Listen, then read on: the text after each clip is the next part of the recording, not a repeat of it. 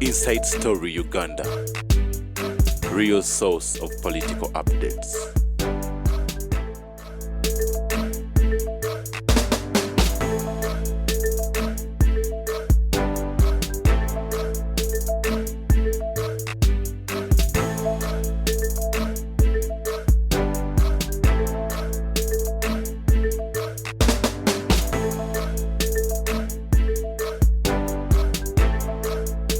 Mzenga tumaze kuba tuye ne olwalero tugenda kwatandika nga twogera ku nsonga y'okuba nti olwalero bagenda kwatandika okuba nti bagema covid bitundu ebyenjawulo gavumenti byetadde okuba nti yagema abantu ngakuleggula abantu bagenza n'obawunsinga nga bagenda ne beegema eddaga niba tineba kutuuka naye olwalero abantu buli omu agende bifo alina okuba nti beegemesa okuba nti ofuna jaabu yo eya covid. Mu byobufuzi batugamba never quarrel with the success. Even if your enemy does something good, recognize it. Yeah. Because the argument has been sanitization, prevention, and dispersing. But the longer solution is vaccination. Neze nabagamba because I look for nabagande you first go to parliament and amend the Health Act. Okay. And impose very tough penalties to anybody who injects a Ugandan with fake vaccines. You will see. Barefoot ababbi nga bagema. Two, are we using because the donation means akatogo? Yes, donation is. I told you, in spite of the fact that I have a medical doctor in the USA, Mirundi, the one way bali. All of those drugs have variations. Well, in America, they beyond 90%. They singako. Yes. Tebaligaba. But if you use a drug, no ligema, it is 40% over 60%. I chances zero kukwatibwa. I said if Museveni had real scientists, they would tell us, what about a person who is having strong drugs like a TB, strong drugs like HIV? Strong diseases? Okay. There's no research. What the difference between a donor and the one who has been donated to is that a donor continues researching. Ekitegeeza ayinza okuwa eddagala lino erya 45% ng'ate eri alinnya dda. Kituufu. Yes. Two variations. Kubanga eddagala litwala emyaka eki ebiri libeera ku nkima nelibeera ku there was pressure. There was pressure buli ggwanga nelikolayo. Kakati are we prepared for all of this? Because muyinza okusanga Kiseka yagema abaana eddagala efu mulindwa muwonge n'ayimirawo n'abagaa nti temutwala abaana kubagema. Mulindwa was arrested. Mulindwa muwonge was arrested. Nze nafiirwa abaana bange babiri. Kiseka n'atwasamira tebabagemesa eddagala efu. UNEP bagemanga abaana ne balemala. Yes. Ekitegeeza without scientists nabagamba is my responsibility now. Era ntambula nako. Yes. Two. Koto kasuula mukasebera nako. Nalabanga abasajja bakulu baffe nga batambula nakagolo size. Ekyokubiri, dispersing, is it viable? Is sustainable? Ku bantu abalya zenkolawo zendya. With our corrupt system, can you be sure nga National Drug Authority egenda nerumba pharmacies for its drugs? What punishment have you meted out to those who are found with the donated drugs? The case is taken etambula. Yes. Kituufu. Kakati mwe, you excite people. Me I will be the last one. Because I tell you, how can an impotent man contract gonorrhea? If everybody is vaccinated, let me wait. Yes. Kituufu. When ali mu Kampala osobola kuba nti ogenda donation center zonna eziri mu kitundu ekyo n'oba osobola kuba nti ofuna jaabu za covid. Nze nabagamba nti they fear to solve an issue. So if you had drugs, you wouldn't be ebyo byonna bibateekawo okulya ssente. Where is the involvement? Mukwano gwe yavuddeyo n'ala. General Soke. Mukwano gwe yavuddeyo n'ala. You would just hire, you borrow the money for nothing from China. you would get trucks, military trucks. We have doctors that were not working in the government. The military doctors can carry out this vaccination within a week. But the vaccine is ziriwo. And Ne mugano yavude ku Lord Mayor. Yaka kesi sibajwadde omutwalo gumu. Omutwalo gumu n'ekitundu ogwa doses. Zina kwenda kiponna Kampala. Yaka sisinga kunya kadde kamu. Ku COVID si kikulu because if you had an effective drug, then whoever is vaccinated, you have created an army of 1 million people who cannot be infected and who cannot infect others. That's a big achievement. But the drugs, the way they are doing this, the fake ones, who cannot be handled, is also na bazilikawo bagenderedde. These loopholes are deliberate. To solve all the banks, post bank. It's deliberate. Abaganda bagamba nti gati bengali ng'omukazi asirize entamu seebya mu ebyobusiru. Munjala omukazi asirize entamu agikombere mu fumbiro. These people create a situation nga bebagibbiramu nti as you create difficulties for Uganda to be vaccinated, these people will they will tell you come to my clinic using the same government drugs. As they create a stampede, they make it difficult for you to get vaccinated at Nambole. Line no Ugandans don't want to line for many things. This is why the bus business is completely hopeless. Byakusimba line. Anti bakikola bakimanyi. Nti kakati today ebintu bya government byonna mbibala. Nti kakati today ebyo byonna bibakola. What's the criteria? You would say let us vaccinate soldiers first, policemen second, nabo security. Of medical practitioners because bajja mu bantu.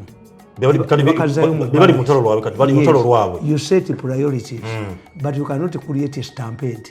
It must be an orderly vaccination. It cannot be a stampede.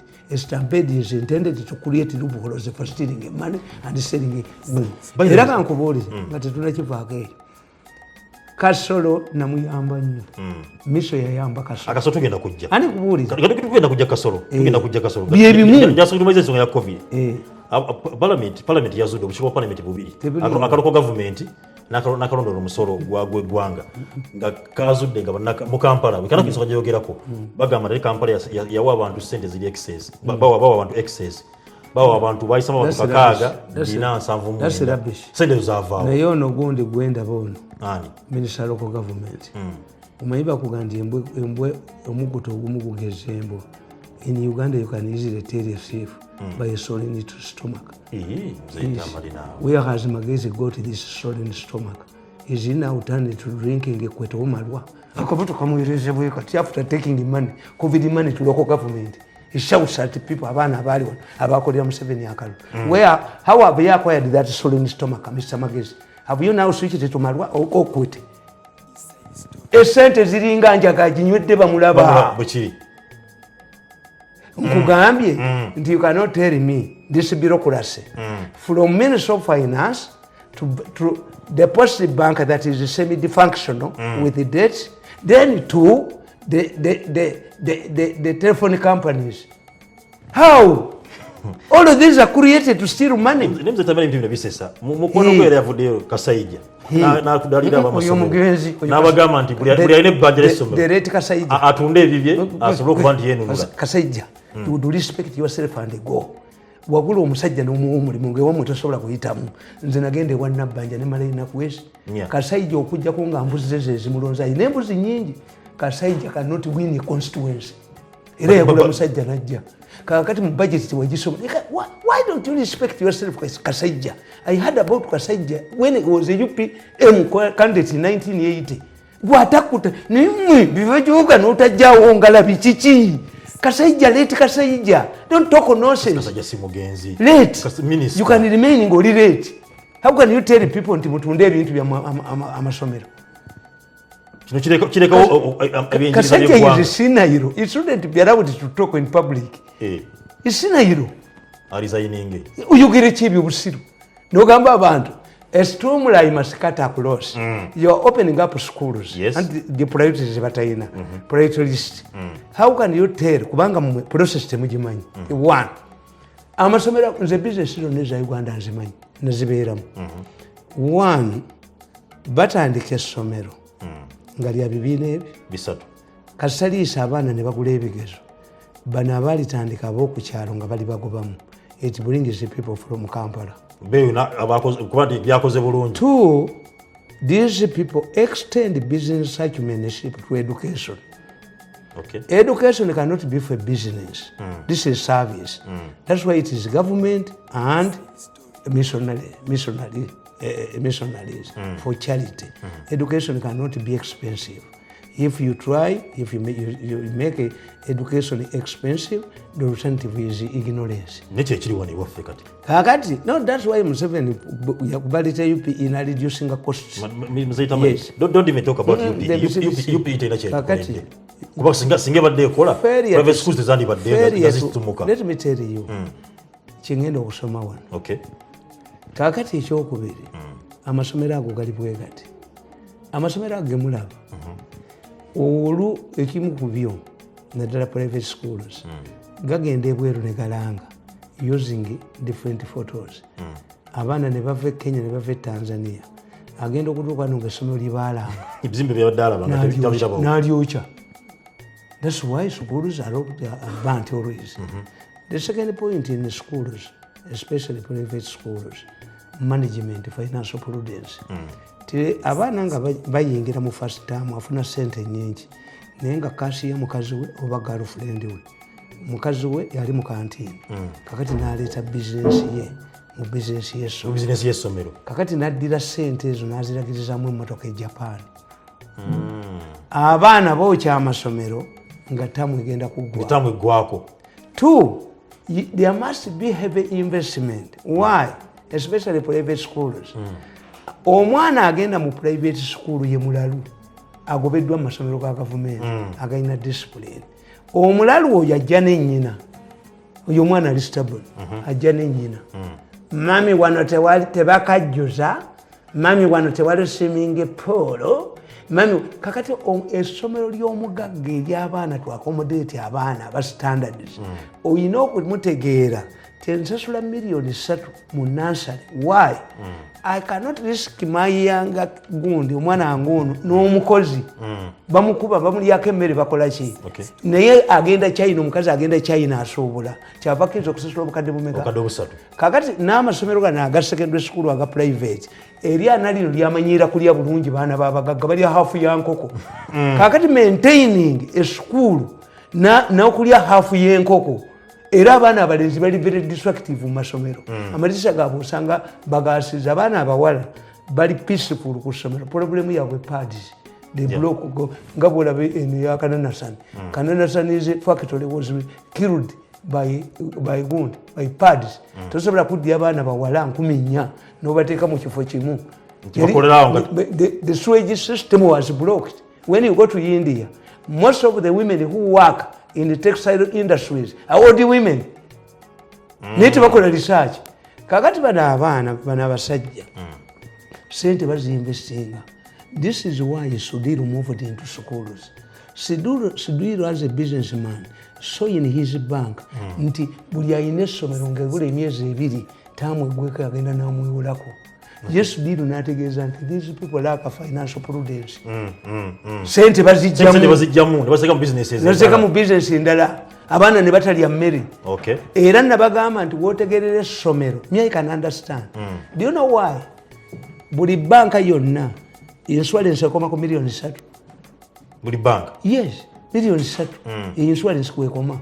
You have to wait a banker gundi a liquidator. Naye ate yo banka ya Sudiru bagiwa receiver mwete mbitegeera ti yali solid tugibbe eno banka eweebwa liquidator. Era account zonna bazitwala mu eri banka yaabwe. Why? Zaavaawa ssente oba banka yali egudde lwaki tewali yasanga shortage ku account ye. Ekyokubiri nti kikunamya gavana wa Bank of Uganda yali badde takyaliwo. Greenland Bank Nairobi was functioning well. Greenland Bank Dar es Salaam was functioning well. Greenland Bank Nairobi Zanzibar was functioning well. The problem was Yaliwan headquarters. The problem is with the Bank of Uganda. And yes, Greenland Bank, Kenya is solid. eyekigali eri solid era problem eri wano Uganda kazi nekababaka nekatula wali nakatakako singa saka baka ali kaze ne mu parliament kakati nkubulya negamba nti ezo amasomero ago getaaga study ngatuva kukyama somero study mu ministry kubanga mwemugenda ne mulowooza you blame the facility here and there you blame the facility no a minister alirayinga ku technical people minister nyizo nokubanga sabisoma ekibina ky'omukulu mugisha muntu nakugamba nti ku independence the minister of justice Obwango had not done teyaita some mateeka at one time minister of justice Nechoni was minister of health in this government. You rely, you give it a value addition, an administration thing. You provide the good, but the technical people, this is where you go wrong. Until you don't reason beyond. You follow banks. If I have a problem to solve through banks, do I bring Post Bank?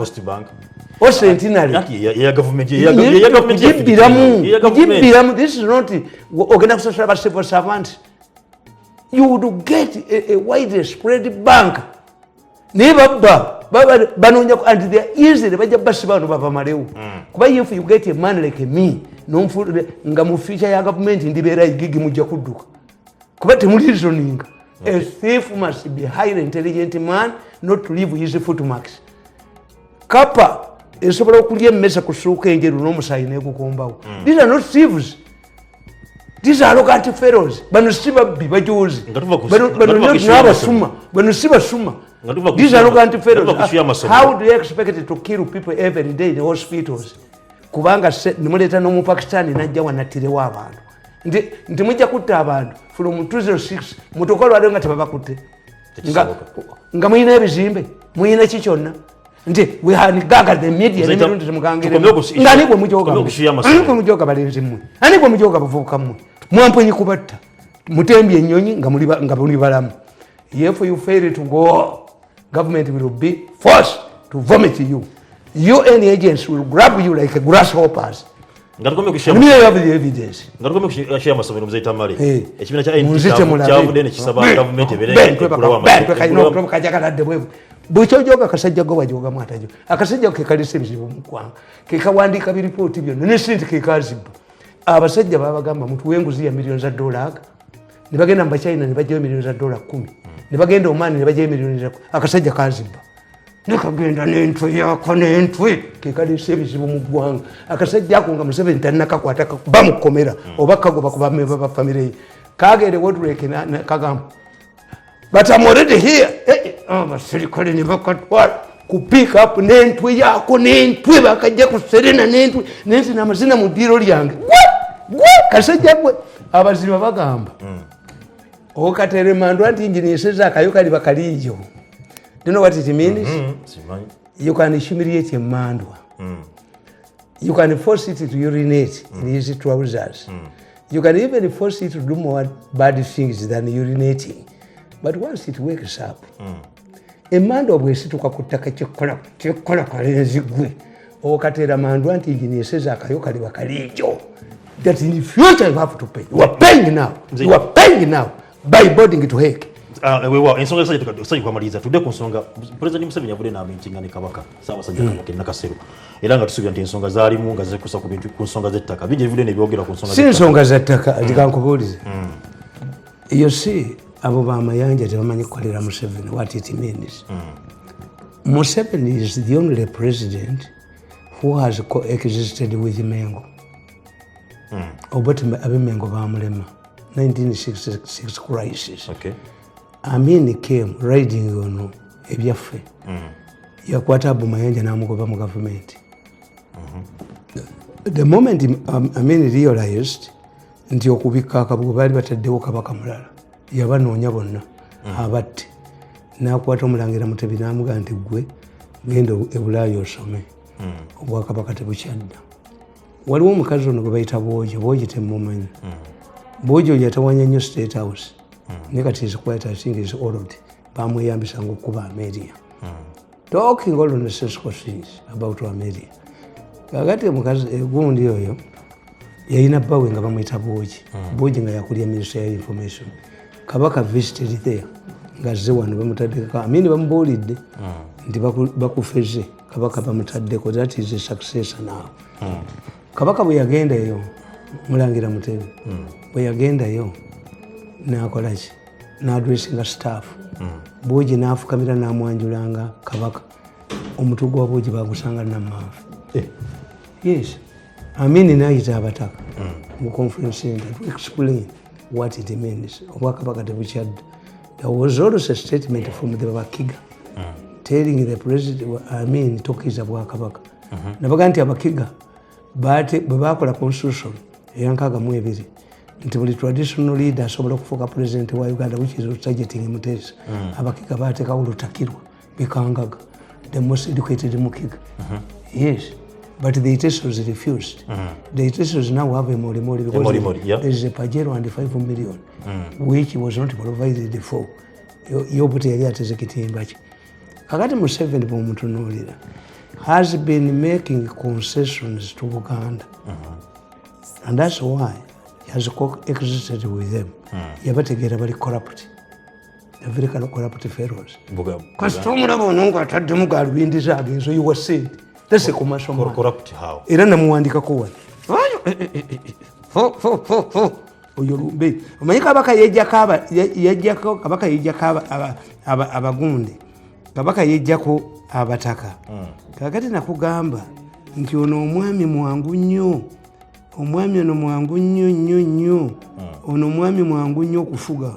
Mayiga namuwandikako. Nemugamba nti ono mwangu nnyo okufuga. Mayiga namuwandikako wa. Exceptional privileges. The second trick employed by the mafia or government is to give a person some privileges in the form of either vehicle which you must return once you are dumped. For example, Charles Peter Mayega, the Buganda Kingdom Premier, who used to criticize Museveni's long presidential period, he at one time wondered how a person could be escorted by soldiers if he is loved. Mayiga has been enjoying the same privilege, courtesy of the same government, and Museveni he wants to criticize. In a program, Yenga, never move you voice and I'm you Bembo, Benam take a mulayin. Nagakatika, Natandika. This means that if he is confronted with a situation that forces him to lose such a privileges, he would accept to be humiliated or to retain his current status. I will not be surprised, and I'm still waiting, if this man does not accept a central government job. Oh my God. That's what I could do. The baby manis. And the bantu bava nzijayo mutwe kugundi abantu nebajjawo motoka zaabwe zokka mu traffic ababoda boda nebaga omukuku navumuleka ayitewo omukuku nava agenda ku mirimu. I don't rely on government privileges. I do not enjoy government privileges. That's why I hate them. It's my status. Whatever I have depends on my status. Kakati nkugamba nti oyo Mayanja yajje n'obukyayi bwe ku Mengo. Minister. Atava mu kikampuni ky'abaloyi ekimu ku bibbi ennyo mu Takungu.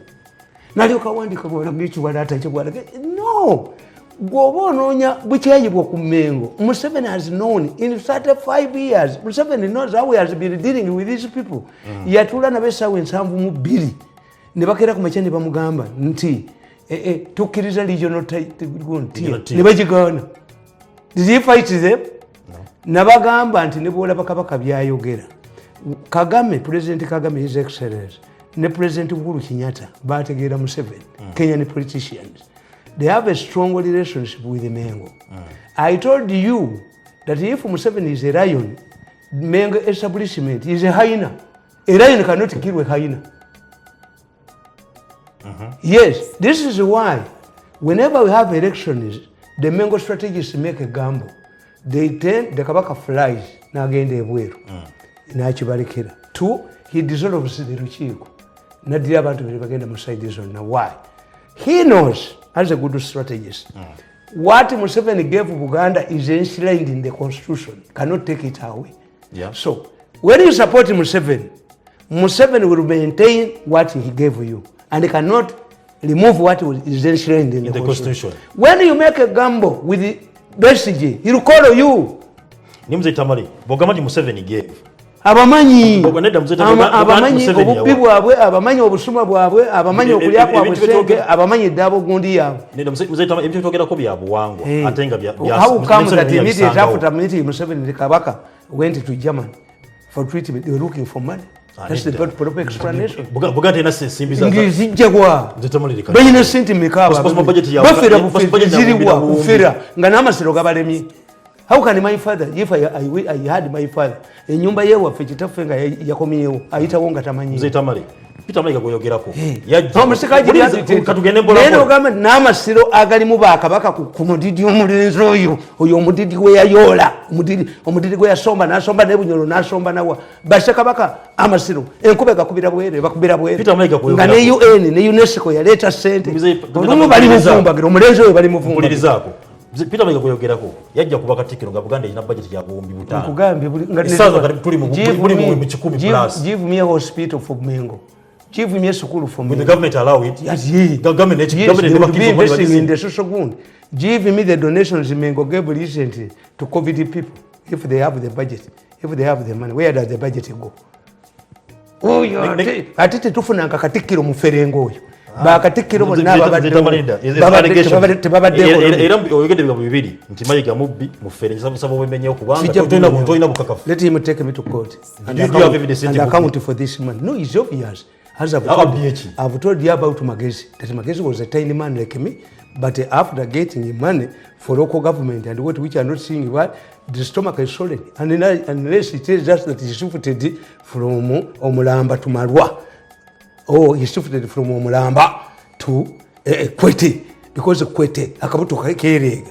How can a tiny man, a recent tiny man like a Magezi, now with the stomach is swollen? Do you have infana in your stomach? What? Give us a scientific explanation, Mr. Magezi, before you abuse those who campaigned for Museveni. Zimbabwe said, you explain to us. Are you sick? Do you have infana? What do you have? Do you have a stomach? Mzee Tamale. Kaduli kuchali kusonga ibitaka. Songa ibitaka.